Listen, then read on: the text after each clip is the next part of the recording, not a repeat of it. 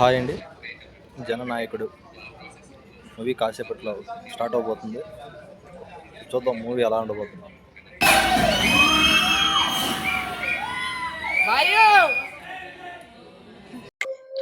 Hi everyone, welcome to my channel. Welcome to the review of the movie Jananayakudu. యాక్చువల్గా Tamil super star Vijay ఇప్పుడు తమిళనాడు ముఖ్యమంత్రి. జననాయకన్ ఇది Tamil dubbing కాబట్టి జననాయకుడు తెలుగులో డబ్ అయిందనమాట. ఇది ఎలక్షన్ ముందు, తమిళనాడు ఎలక్షన్ ముందు రిలీజ్ అవ్వాలి. బట్ కొన్ని కారణాల వల్ల మూవీ పోస్ట్ పోన్ అయ్యి ఇప్పుడు రిలీజ్ అయిందనమాట. మనకు తెలుగులో డబ్ అయింది. సో మూవీ గురించి మనం సింపుల్గా మాట్లాడుకుంటే, యాక్చువల్గా భగవంత్ కేసరి రీమేక్ కింద మూవీని తీశారు. సో బట్ ఏంటంటే విజయ్ గారు తన పొలిటికల్ ఎంట్రీకి ఉపయోగించుకోవడానికి సో భగవంత్ కేసరిలో ఉన్న ఎలిమెంట్స్‌తో పాటు ఇంకో కొన్ని యాడ్ చేశారనమాట. ఇందులో తన పొలిటికల్ ఎంట్రీకి ఏదైతే ఉందో దానికి ఉపయోగించుకోవడానికి. ఇప్పుడు యాక్చువల్‌గా మతానికి సంబంధించి బాగా ఎలివేట్ చేస్తారు మూవీలో.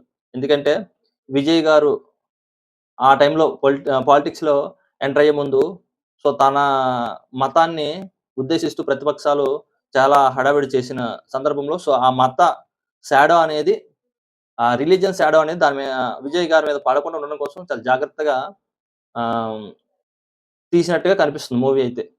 సో మాట్లాడుకుందాం, చాలా పాయింట్స్ ఉన్నాయి. సో ప్లస్ పాయింట్స్ వచ్చేసరికి మెయిన్ విజయ్. మూవీకి విజయే ఒక పెద్ద బలం. అదేవిధంగా మూవీలో కొన్ని ఫ్లాష్ బ్యాక్‌కి సంబంధించిన కొన్ని హింట్స్ ఇస్తారు. మధ్య మధ్యలో ఏదో ఫ్లాష్ బ్యాక్ ఉంటది అనే విధంగా అనిపించడం కోసం హింట్స్ ఇస్తారు. సో దీనివల్ల ఏదో ఫ్లాష్ బ్యాక్ ఉంటదనేది ఒక క్యూరియాసిటీ జనరేట్ చేస్తది. సో అది బానే ఉంటది.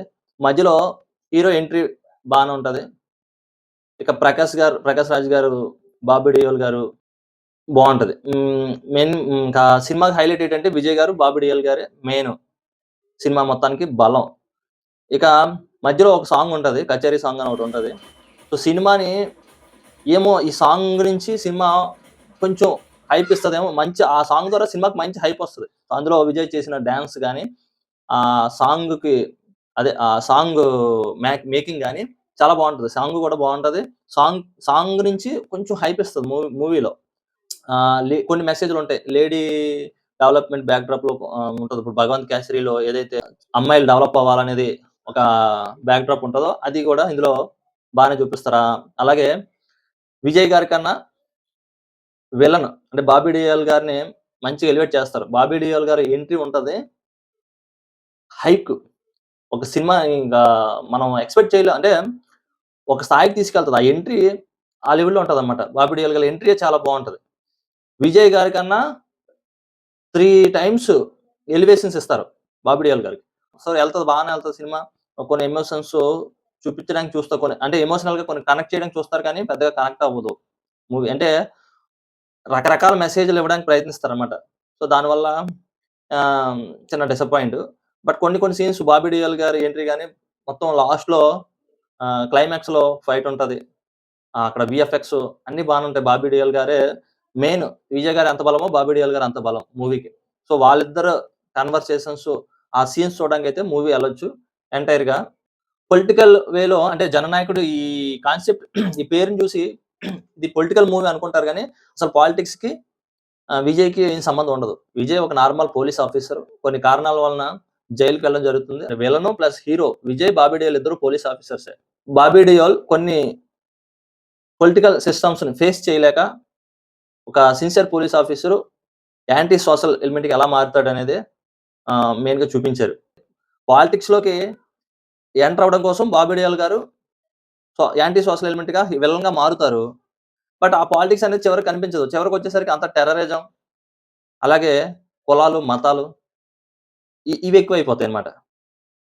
అంటే రకరకాల మెసేజ్‌లు ఇవ్వడానికి ప్రయత్నించారు. అంటే విజయ్ గారు పాలిటిక్స్‌లోకి ఎంటర్ అవుతున్నారు కాబట్టి సో మతం అనేది దానికి ఒక యాంటీగా మారకుండా ఉండడం కోసం ఒక మెసేజ్ ఇవ్వడానికి ప్రయత్నించారు గానీ పెద్దగా వర్కౌట్ అవ్వలేదు. సో ఇందాక చాలా మైనస్‌లున్నాయి. అలాగే కొన్ని లొకేషన్స్ ఉంటాయి.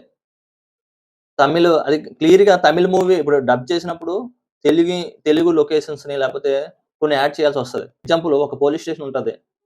సో పోలీస్ స్టేషన్ అని తెలుగులో రాస్తే మనకు మనకు కనెక్ట్ అవుతది. అంటే మన మన రిలీజియన్ అంటే మన తెలుగులోనే జరుగుతుంది. అంటే మన సినిమా అన్నట్టుగా మనకు కనెక్ట్ అవుతది. బట్ అవి కంప్లీట్‌గా తమిళ్‌లోనే వదిలేస్తారు. అలాగే కొన్ని ప్రాంతాలుంటాయి. ఇప్పుడు ఏ విజయనగరంలోనో మన తెలుగు ప్రాంతాల్లో ఇప్పుడు అది జరుగుతున్నట్టుగా, మూవీ జరుగుతున్నట్టుగా మన తెలుగు స్టేట్‌కి సంబంధించిన ప్రాంతాలని పెడితే బానుంటది. అంతా ఈ సినిమా అంతా తమిళనాడులోనే జరిగినట్టుగా చూపిస్తారన్నమాట. సో, దాని వలన కనెక్ట్ అవ్వదు మన తెలుగు ఆడియన్స్‌కి. అంటే ఇది తమిళ్ మూవీ అన్నట్టుగానే ప్రొజెక్ట్ చేయడానికి చూస్తారు. సో, ఓవరాల్‌గా అలాగే డబ్బింగ్ ప్రాబ్లమ్. ప్రకాష్ గారి డబ్బింగ్ గాని, విజయ్ గారి డబ్బింగ్ గాని పెద్దగా నచ్చదు. డబ్బింగు నవ్వొస్తదన్నమాట. డబ్బింగ్ గూడా పెద్దగా ఏమనిపించదు. సో, ఓవరాల్‌గా మూవీ అయితే ఇది.